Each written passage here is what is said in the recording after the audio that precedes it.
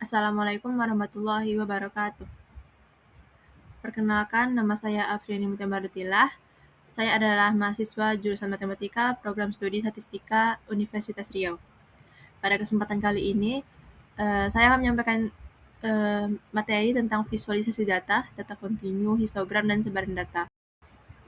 Adapun materi yang akan dibahas, yaitu yang pertama pendahuluan, teori sebaran data atau distribusinya, lalu konsep histogram sebagai alat visualisasi, karakteristik data kontinu, visualisasi histogram, implementasi data kontinu dan simulasi, analisis sebaran data, dan terakhir adalah kesimpulan. Yang pertama, pendahuluan. Latar belakang dari materi ini berangkat dari semakin luasnya penggunaan data kuantitatif di berbagai bidang. Kita tidak hanya berhadapan dengan data diskrit biasa, tetapi juga data kontinu yang berasal dari proses pengukuran, sehingga bisa menggambarkan kondisi nyata yang secara lebih rinci. Untuk memahami pola data-data tersebut, visualisasi seperti histogram menjadi langkah awal yang krusial sebelum kita melakukan analisis lebih lanjut.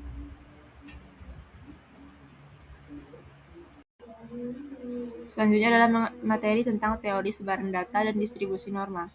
Teori sebaran data. Sebaran data atau distribusi data merupakan gambaran mengenai bagaimana nilai-nilai dalam satu kumpulan observasi tersebar.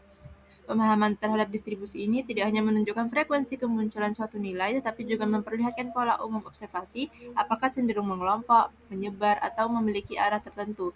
Mengetahui pola ini sangat penting sebagai langkah awal sebelum melakukan analisis lanjutan seperti pengambilan keputusan, pengujian hipotesis, dan pemodelan statistik. Selanjutnya, distribusi normal. Salah satu bentuk probabilitas yang paling penting dalam statistika adalah distribusi normal yang memiliki bentuk kurva lonceng atau bell-shaped dan simetri sempurna antara sisi kiri dan kanannya. Pada distribusi normal yang ideal, sebagian besar data terkonsentrasi di sekitar rata-rata. Hal ini dibuktikan dengan ukuran pemusatan datanya, di mana nilai mean, median, dan modus memiliki angka yang sama persis yang terletak tepat pada satu titik di tengah kurva. Materi selanjutnya adalah kemencengan data atau skewness. Dalam menganalisis pola sebaran, skewness digunakan untuk mengukur arah dan tingkat ketidaksimetrisan suatu distribusi data. Distribusi ini dapat mengalami kemencengan positif atau positive skew jika ekor kurvanya memanjang ke arah kanan, atau mengalami kemencengan negatif atau negative skew apabila ekor kurvanya memanjang secara signifikan ke arah kiri. Konsep histogram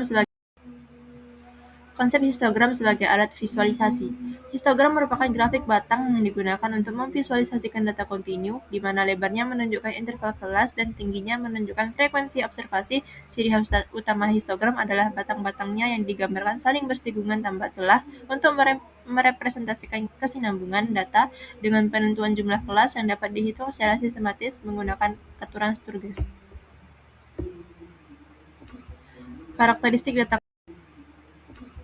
Karakteristik data kontinu. Data kontinu merupakan jenis data kuantitatif yang murni diperoleh dari proses, berbeda dengan data diskrit yang didapatkan dari aktivitas mencacah atau menghitung secara manual. Data kontinu diperoleh murni dari proses pengukuran menggunakan instrumen yang terstandar. Adapun terdapat 3 sifat dari data kontinu, yaitu sifat yang pertama dapat bernilai pecahan atau desimal. Data kontinu tidak terikat pada bilangan bulat mutlak. Yang kedua, memiliki kemungkinan nilai tak terhingga di dalam rentang dua titik ukur yang berdekatan. Sifat data ini tidak pernah terputus. Yang ketiga, berkesinambungan untuk permodelan distribusi.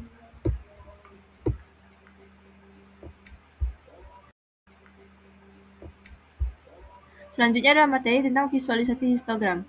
Dalam bahasa pemrograman Python, visualisasi histogram sangat efisien dilakukan dengan memanfaatkan pustaka atau library Matplotlib dan NumPy.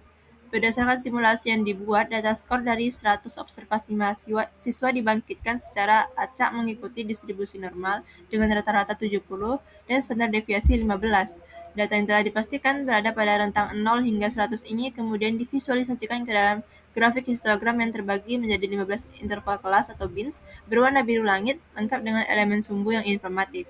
Sebagai perbandingan, saya juga membuat histogram pada perangkat lunak R atau software R dengan dieksekusi secara praktis menggunakan fungsi statistik bawaan.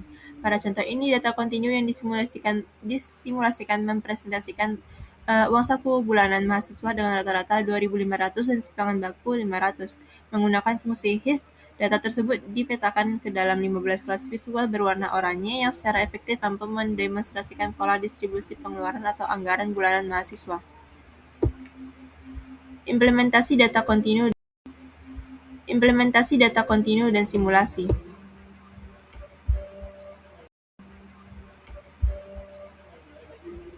Berdasarkan simulasi pada skor pengamatan dari 500 observasi mahasiswa yang disetel menggunakan parameter nilai rata-rata 75 dan simpangan baku 8, visualisasi yang dihasilkan melalui Python bisa dilihat pada gambar di samping, menunjukkan bahwa sebagian besar observasi terkonsentrasi pada rentang skor 70 hingga 80. Penurunan frekuensi terlihat berjalan secara bertahap saat nilai menjauhi titik-titik rata-rata yang secara grafis membuktikan terbentuknya pola distribusi normal.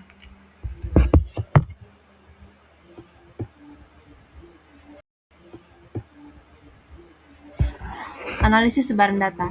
Berdasarkan hasil analisis visual histogram, pemusatan data, dan pola penyebaran frekuensi dapat disimpulkan bahwa data simulasi yang digunakan menunjukkan karakteristik distribusi normal.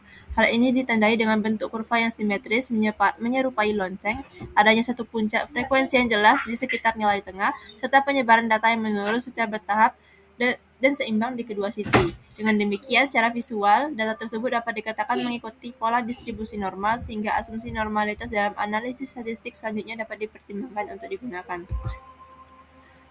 Tibalah kita pada saat kesimpulan. Sebagai kesimpulan akhir, data observasi hasil pengukuran terbukti memenuhi kriteria data kontinu karena memiliki sebaran nilai yang memiliki kesinambungan dan tidak terputus. Dalam proses pengolahan dan interpretasinya, penggunaan histogram sangat efektif untuk menggambarkan distribusi frekuensi dari data kontinu tersebut, yang selaras dengan hasil simulasi di mana pola datanya secara konsisten mengikuti karakteristik simetris dan distribusi normal. Itu saja yang dapat saya sampaikan. Lebih dan kurang saya mohon maaf. Wassalamualaikum warahmatullahi wabarakatuh. Adek,